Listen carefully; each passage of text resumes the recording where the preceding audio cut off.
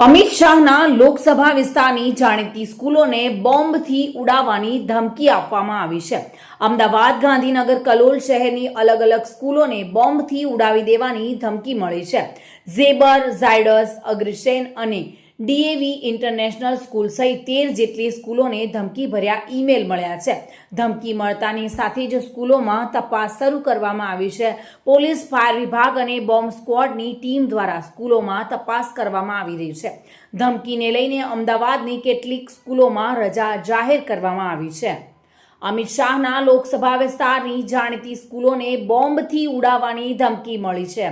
જોકે સ્કૂલોને મોકલવામાં આવેલા ઈમેલમાં સમય 1 કલાક અને 11 મિનિટ જેટલો હતો અને તે બોમ્બથી ઉડાવી દેવાની ધમકી આપવામાં આવી હતી। ઈમેલમાં અમદાવાદ ધમાકા બ્લાસ્ટ સ્કૂલ સે સાબરમતી જેલ તક એવું લખવામાં આવ્યું છે। સાથે જ મેલમાં કેન્દ્રીય ગૃહમંત્રી અમિત શાહ અને લોરેન્સ બિશ્નોઈને પણ ટાર્ગેટ કરવાની ધમકી આપવામાં આવી છે।